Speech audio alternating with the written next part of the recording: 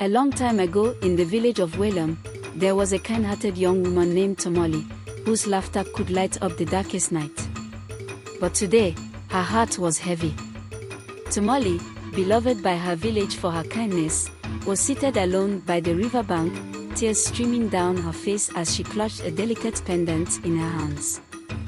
The pendant, a gift from her only friend and secret admirer, Kofi, now seemed to mock her with its beauty, a beauty she believed she would never possess. Tamale was unlike the other young women in the village. While they were slender and admired for their delicate features, Tamale was large and robust. Her size made her the subject of cruel jokes and whispers.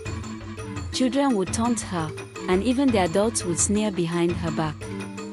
"There goes the girl who could eat a whole cow," they would say, laughing.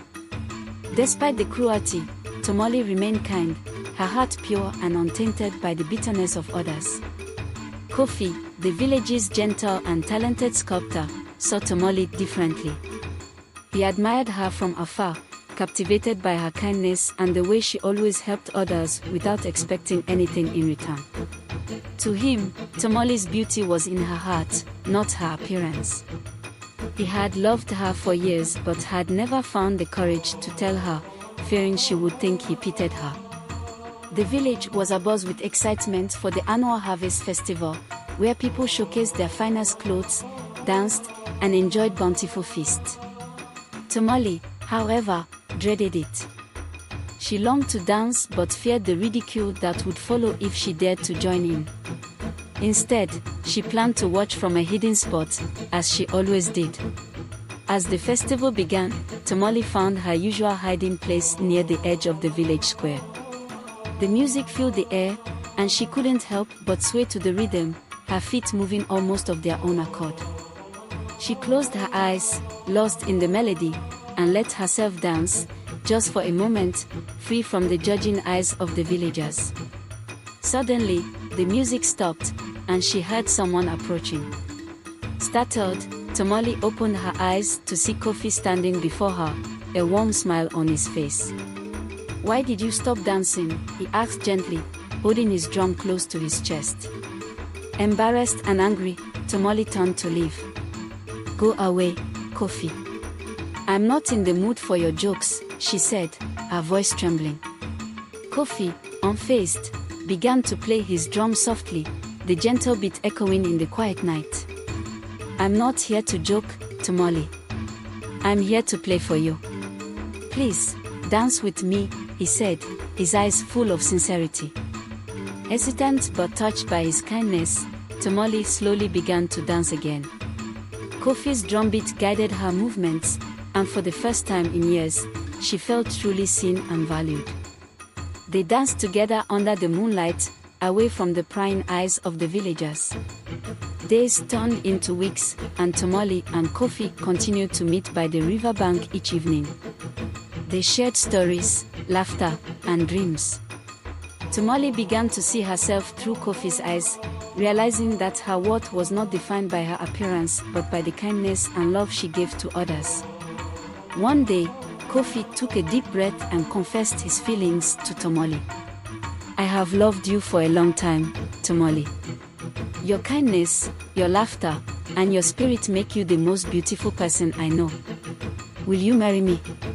Overwhelmed with emotion, Tamale couldn't believe her ears.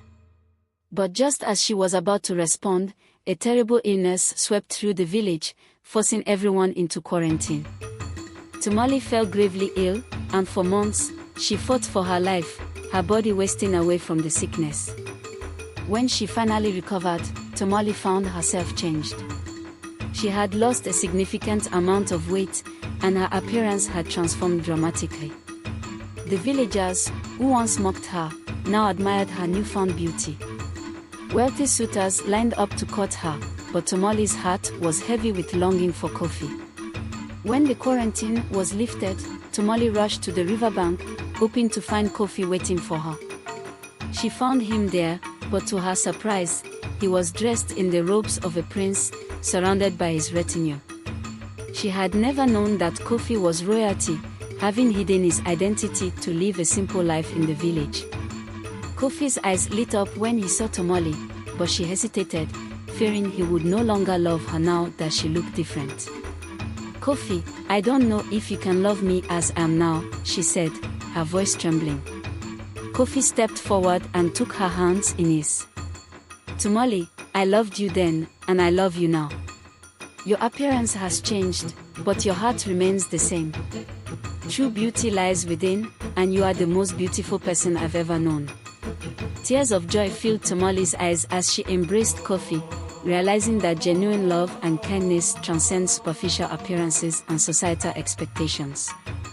They married soon after, and their union became a celebrated story in the village of Welum, reminding everyone that true love sees beyond the surface. And so, the tale of Tamale and Kofi teaches us that it is the beauty of the heart that truly matters, and that genuine love and kindness will always triumph over superficial appearances and societal expectations.